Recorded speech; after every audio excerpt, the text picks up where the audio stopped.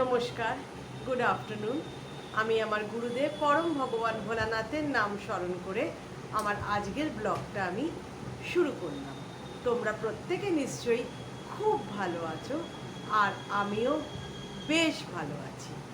তোমরা যারা আমার পাশে দাঁড়িয়েছো, আমাকে ভালোবাসা দিয়েছো, আমার চ্যানেলটিকে সাবস্ক্রাইব করে, তাদের অসংখ্য ধন্যবাদ এবং আমার তরফ থেকে অফুরন্ত ভালোবাসা। এবং যারা এখনও আমার চ্যানেলটিকে সাবস্ক্রাইব করনি, তারা প্লিজ সাবস্ক্রাইব করে আমার পাশে থেকো, আমার হাতটা শক্ত করে ধরো। আমার খুব ভালো লাগবে এবং আরও ভালো লাগবে যদি তোমরা লাইক করো, কমেন্ট দাও, তাহলে আমার আরও ভালো লাগবে। আমি প্রত্যেকটা কমেন্টের উত্তর দেওয়ার আপ্রাণ চেষ্টা করব। তাই জন্য আমি আশা করছি তোমাদের কাছ থেকে যে তোমরা সাবস্ক্রাইব করে আমার পাশে দাঁড়াও এবং অবশ্যই লাইক কমেন্ট করো। কেমন?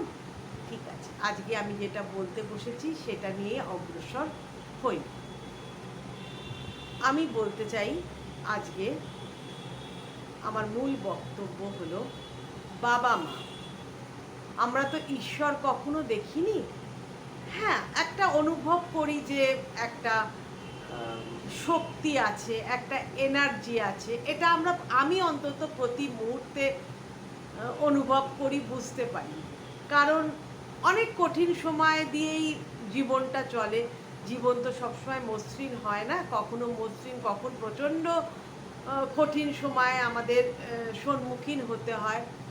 কিন্তু দেখবে, তুমি যদি সৎ থাকো, ভালো থাকো বা ঈশ্বরের ওপর বিশ্বাস রাখো, দেখবে তুমি ঠিক ওই ব্যাপারটা উতরে গেছো। তাই জন্য ঈশ্বরের ওপর একটা বিশ্বাস সবসময় থাকা উচিত। কিন্তু ঈশ্বর কে বা কি, কেমন দেখতে আমরা তো জানি না। তো আমাদের কাছে ঈশ্বর কে বা কারা? আমাদের বাবা মা। তাই হওয়া উচিত। কারণ একটি বাবা মা শুধু একটি সন্তান জন্ম দিয়েই ক্ষান্ত থাকেনি। তাকে ছোট্ট থেকে লালন পালন করা, অনেক কষ্ট স্বীকার করা, অনেক সময় এমনও হয়েছে তাদের নিজের মুখের খাবারটি পর্যন্ত তাদের দিয়েছে, রাতের পর রাত জেগেছে, এবং অনেক সময় নিজেদের মুখের হাসি ম্লান হয়ে গেছে, কিন্তু সন্তানের মুখের হাসি ম্লান হতে দেয়নি। তো এক্ষেত্রে বাবা বা মাই আমাদের কিন্তু ঈশ্বর, অন্তত এটা মনে করা উচিত। তো সেই মা বাবার জন্য আমরা কতটুকু করে থাকি আজকের দিনে? আমরা প্রত্যেকে দৌড়চ্ছি, মানে একটা ফার্স্ট লাইফ যাকে বলতে পারো, সর্বক্ষণ দৌড়চ্ছি। কেন দৌড়চ্ছি? একটু ভালো থাকবো বলে, একটু ভালো খাবো বলে, একটু ভালোভাবে বেড়াবো বলে, মানে টাকা উপার্জনের করার জন্য আমরা সবাই দৌড়চ্ছি। কিন্তু একটা জিনিস কি তোমরা ভেবে দেখেছো যে যারা আমাদের এই টাকার রোজগারের পথে যাবার জন্য লেখাপড়া শিখিয়েছে, যাদের সব রকম সহযোগিতায় আজকে আমরা আমাদের দুটো পা শক্তভাবে করে দাঁড়িয়েছি একটি শক্ত মেঝের ওপর, যারা আমাদের সেই সিঁড়িটা দিয়েছে, যেই সিঁড়ি বেয়ে বেয়ে আমরা আজকে ওপরে উঠে আমাদের জীবনের সুখ স্বাচ্ছন্দ্য কিনতে পাচ্ছি, সেই বাবা মাকে আমরা কতটুকু সময় দিই? আমরা সারা দিনে আমরা 10টা মিনিট কি সময় দিই তাদেরকে? একদমই না। প্রথম কথা, আমাদের কাজের জন্য দৌড়তে হচ্ছে। বাড়িতে ফিরে এসে আমরা এতই ক্লান্ত হয়ে যাই যে বিশ্রাম নিই। বিশ্রাম বা রিক্রিয়েশন মাধ্যমটি কি? মোবাইল দেখছি। সেই ক্ষেত্রে কিন্তু আমাদের এনার্জি লস হয় না, আমাদের চোখের কোনো ক্ষতি হচ্ছে না বা কোনো স্ট্রেস অনুভব করছি না। কিন্তু বৃদ্ধ বা বৃদ্ধা যারা আমাদের জন্ম দিয়ে আমাদের এই উপযুক্ত করেছে, তাদের পাশে গিয়ে একটু বসা, তাদের মাথায় হাত দেওয়া, তোমাদের কেমন আজকে সারাদিন কাটলো জিজ্ঞেসে করা, এই তো 10টা মিনিট। সেই মিনিটটা আমরা ব্যয় করি না, কারণ আমরা বড় ব্যস্ত। বাড়িতে এসে যদি কাউকে তাকে কিছু কাজ দেওয়া হয় বা তাদের বাবা মা যদি কিছু বলে যে আমার ওষুধটা ফুরিয়ে গেছে, বা আমার চশমা ভেঙে গেছে, বা নানা রকমের থাকতে পারে, তখন বলা হয় কালকে যখন বেরোবো তখন বলো, এখন আমার সময় নেই। কি করে বলছো, এই তো সবে বাড়ি এসে পা দিলাম, সঙ্গে সঙ্গে তোমাদের মানে দরকারের জিনিসের ভাণ্ডার তোমরা তুলে ধরেছো। মা বাবারা তো সারাদিন বাড়িতে বসে থাকে মুখটা বুঝে, তাদের অবলম্বন কি? ওই টিভি দেখা, হয়তো একটু পেপার পড়া, যদি চোখের জ্যোতি ক্ষীণ না হয়ে যায় তাহলে বই পড়া। তারা তো আশা করে থাকে তাদের ছেলেমেয়েরা বাড়িতে এসে তাদের সারাদিনের কার্যকলাপের গল্প তাদেরকে বলি। না, তা না, তাদের সময় নেই, সারাদিন তারা দৌড়চ্ছে, বাড়িতে এসে তোমার মোবাইল ঘাটা, বা যদি সেই সন্তান পুরুষ হয় তার স্ত্রীকে সে সময় দেয়, তার সন্তানদের সে সময় দেয়, কিন্তু মা বাবার ক্ষেত্রে সময় তাদের নেই। কিরকম স্বার্থপর দেখো আজকাল এই যুব সমাজ। মানে তাদের বাবা মায়ের যখন তাদের কে নিজেদেরকে সময় দেবার কথা ছিল, নিজেরা যে একটু সিনেমা দেখবে, নিজেরা যে একটু ভালোভাবে খাবে, রেস্টুরেন্টে যাবে, তখন কিন্তু সেই টাকাটা তারা ব্যয় করেনি। পাই টাকা জমিয়েছে, ব্যাংক ব্যালেন্স করেছে, যাতে তাদের সন্তান কিছু করে তারা দেখাতে পারে। তারাও কিন্তু তাদের নিজের সুখ পাবে বলে, আনন্দে থাকবে বলে তাদের জীবনের পুঁজিটা ঢেলে দিয়েছিল। কিন্তু পরবর্তীকালে দেখা গেল তারা জীবনে কি পেল, শেষ জীবনে এসে তারা অবজ্ঞা, লাঞ্ছনা, কিছু কিছু ক্ষেত্রে তাদের খাওয়া দাওয়ার ওপরেও নিষেধাজ্ঞা জারি হয়ে গেল। এমনিতেও বয়সকালে সুগার, প্রেশার এসব তো বেড়ে থাকেই, তার ফলে খাওয়া দাওয়া তাদের হয় না। আমি সব সন্তানদের কথা বলছি না, আমি কিছু কিছু সন্তানদের কথা বলছি। মাঝখানে একজনের কথা আমি শুনলাম, আমাদের চেনা জানাই পরিচিত, তার স্ত্রী মারা গেছে ভদ্রলোকের, তো ওনার সুগার আছে, তো সে একদিন দেখছে তার ছেলের বউ রান্নাঘরে কিছু একটা মিষ্টি খাবার, নয় পায়েস নয় ক্ষীর বা কোনো মিষ্টি খাবার সে রান্না করছে। তখন উনি উকি মেরে দেখছেন, যদি মুখে কিছু বলে যে আমাকেও একটু দিও, বৌমা সঙ্গে সঙ্গে আগুন নেড়ে বলে দিল এটা কিন্তু আপনার জন্য না, আপনার না সুগার, বলল। তখন ভদ্রলোক বলছে, আচ্ছা বৌমা, তুমি কি যখন তোমার রান্নাটা হয়ে যাবে মিষ্টি দেওয়ার আগে আমারটা একটু বাটিতে তুলে রেখে সুগার ফ্রি দিয়ে দিতে পারো, বা সুইটেক্স দিয়ে দিতে পারো, আর করে তোমাদেরটা নয় চিনি দিয়ে করো, বা পুরো রান্নাটাই তুমি মানে পুরো ওই আয়োজন মানে যেটা তুমি করছো সেটা গুড় দিয়ে করো বা সুগার ফ্রি দিয়ে করো। ছেলের বউ বলছেন আপনার কথায় নাকি, ওই রকম করে করলে সেরকম টেস্ট হবে না। পাশের ঘর থেকে ছেলে এটা শুনতে পেয়ে এসে বলল, বাবা তোমার তো যথেষ্ট বয়স হয়েছে, সারা জীবন তো অনেক খেলে, মাও নেই এখনো, তোমার এত খাই বাতিক আছে, সারা জীবন খেলো কোথায় ভালো মন্দ, সারা জীবন তার রোজগারের প্রত্যেকটা পয়সা তিল তিল করে তো সে জমালো তার সন্তানকে মানুষ করে যোগ্য করে তোলার জন্য, তো এখন সে একটু আবদার করতে পারে না? উত্তরে তার বাবা বলছে যে তোর মা তো এই 1 বছর হয়েছে গেছে, তো তো ওদের মা যে গেছেন উনি কিন্তু মানে শুয়ে পড়েছে বা খুব অসুস্থ হয়ে পড়েছিল তা কিন্তু নয়, মোটে 3 দিন না 4 দিনের জ্বর বা ইনফ্লুয়েঞ্জাতে উনি চলে গেছিলেন, হঠাৎ হয়তো হার্ট ফেল করেছিলেন। উনি ভাগ্যবতী, এক তো উনি ভোগেননি, দ্বিতীয়ত মাথায় সিঁদুর নিয়ে গেছেন, তৃতীয়ত এইরকম অবহেলার সম্মুখীন ওনাকে হতে হয়নি, সেটাই সবচেয়ে ইম্পর্টেন্ট, প্রধান। তোর মা তো কিছু রান্না করার আগে আমার খাবারটা, এমনকি তরি তরকারিতে মিষ্টি যেই তরি তরকারিতে মিষ্টি লাগে সেইটা তুলে তবে তোদের জন্য মিষ্টি দিয়ে সুস্বাদু করে রান্না করতো। তাই জন্যই আমি ভেবেছিলাম বৌমাকে এটা বলেছি যে তুমি আমারটা একটু তুলে রাখতে পারো না, আমারও তো খেতে ইচ্ছে করে, বা তোমার বৌমার অনেক কাজ আছে, ছেলে মেয়ের হোমওয়ার্ক দেখা, ছেলে মেয়েকে স্কুল থেকে নিয়ে আসা দিয়ে আসা, ওর সময় কোথায়, যাও তো তুমি তোমার ঘরে যাও তো, মানে এইরকম মানে তার অবস্থা। ভদ্রলোক আলটিমেটলি ঘরে গিয়ে তার স্ত্রীর ফটোর দিকে তাকিয়ে অঝরে কাঁদতে লাগলো এবং বলতে লাগলো যে তুমিও আমাকে নিয়ে যাও। মানে কি নিষ্ঠুর পরিণতি বলো। আবার এই ছেলেটাই তার মায়ের শ্রাদ্ধ বিশালভাবে করেছিল এবং পরবর্তীকালে ঠাকুরের অসীম কৃপা যে এই ভদ্রলোক বেশি দিন বাঁচেননি। তার স্ত্রী মারা যাবার বছর দুয়েকের মধ্যেই উনি চলে গেছিলেন। এই বাবার শ্রাদ্ধ উনি এলাহি মানে ছেলেটি এলাহিভাবে করেছিল এবং শ্রাদ্ধানুষ্ঠান তো করেই ছিল এবং নিয়মভঙ্গের দিন কি না করেছে, চিংড়ি মাছের মালাইকারি, পোনা মাছের মানে দই পোনা, ইলিশ মাছ, ভাপ্পে, 3-4 রকমের মাছ, মানে এলাহি কাণ্ড, লোক দেখানো ব্যাপার আর কি। যাতে এবং ও মানে অজুহাত দিচ্ছে যে বাবা এগুলো খেতে খুব ভালোবাসতেন। আরে বাবা বেঁচে থাকতে তার ভালো মন্দ খেতে দিলি না, মরে গিয়ে সেই আত্মাকে কেন কষ্ট দেওয়া? যে আত্মা শুধু চোখে, যদি আমরা এই ফিলোসফিতে, হিন্দু ফিলোসফিতে আমরা বিশ্বাস করি যে আত্মা কিছুদিন থাকে, তার দৃষ্টি তার প্রথমেই তো সে মায়া কাটিয়ে যেতে পারে না, তার দৃষ্টি সংসারের দিকে থাকে। যদি আমরা এতে বিশ্বাস করি তাহলে সে আত্মাটা তো দেখছে যে তার পছন্দের খাবারগুলো পরিবেশিত হচ্ছে, লোকেরা এসে খেয়ে যাচ্ছে, কিন্তু সে খেতে পাচ্ছে না। তাহলে এক প্রকার তো সে আত্মাকে কষ্ট দেওয়া। এবং দ্বিতীয়ত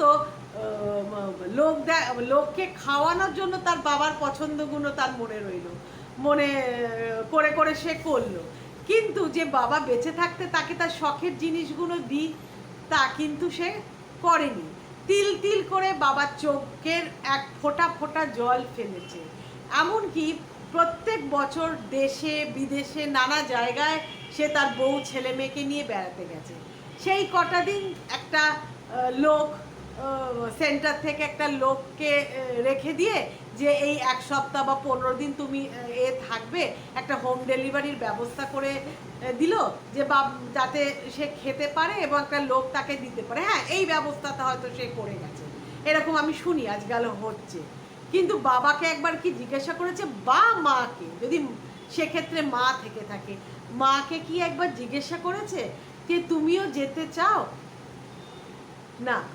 আমার এক বন্ধু, তা সে প্রতি বছর একবার কি দুবার বেড়াতে যায় তার শাশুড়িকে সে বাড়িতে রেখে।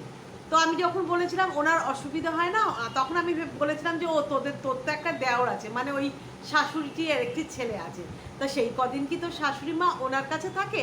বলে না না, ওনার কাছে থাকে না, আমার কাছেই আমি রেখে যাই।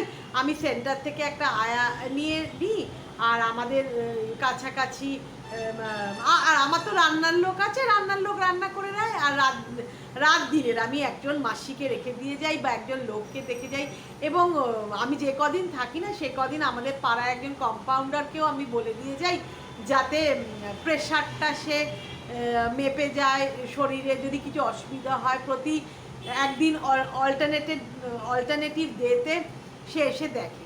তখন আমি বলেছিলাম কেন ওনাকে নিয়ে যাস না কেন? উনি তো হাতে পায়ে মানে চলতে পারে, ঘরের ভেতর তো উনি মোটামুটি আস্তে আস্তে চললেও চলতে পারে, তো ওনারও তো বেড়াতে যেতে ইচ্ছে করে, উনি নিয়ে যাস না কেন?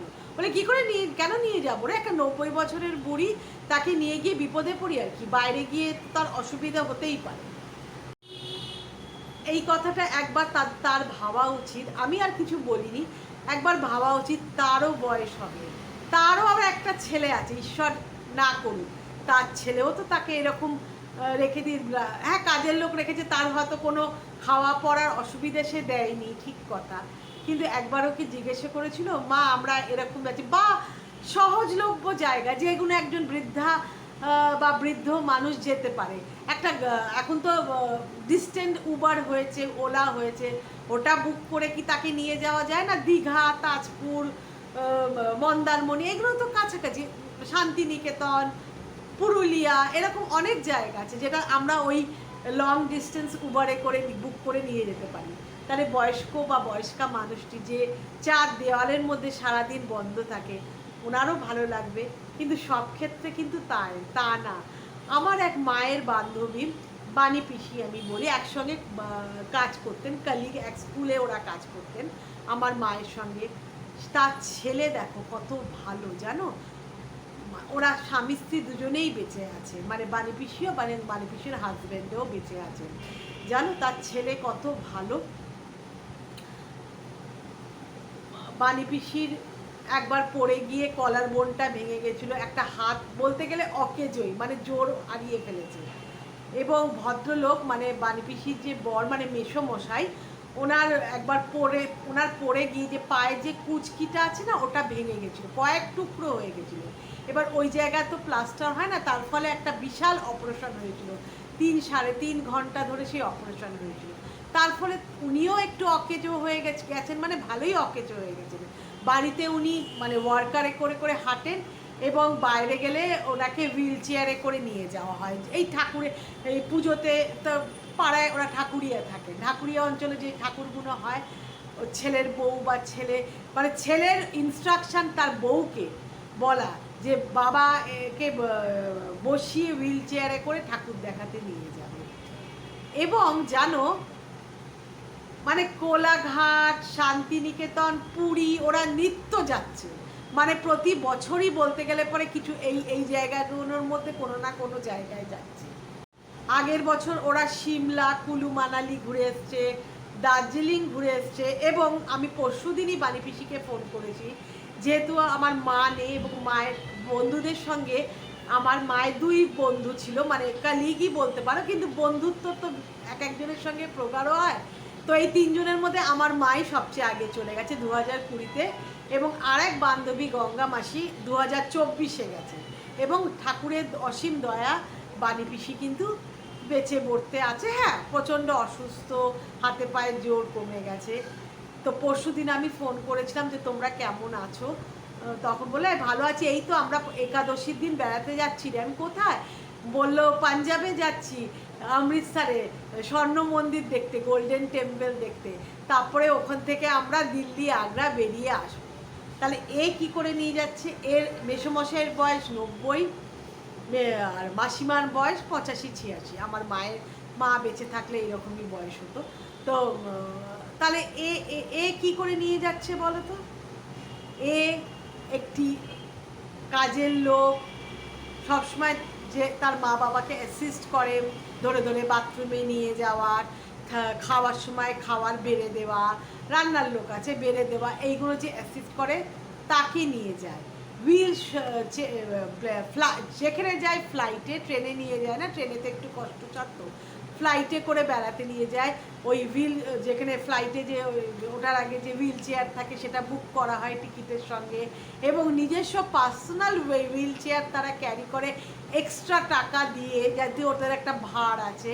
এবং প্রত্যেক জায়গায় মা আর বাবাকে হুইল, ওই পাহাড়ি জায়গায় একটাতে ছেলে ধরে, মাঝে মাঝে ছেলের বউ ধরে, আর একটাতে যে অ্যাসিস্ট্যান্ট আছে সে ধরে, নিয়ে তাদের ঘুরে বেড়াতে নিয়ে যাচ্ছে।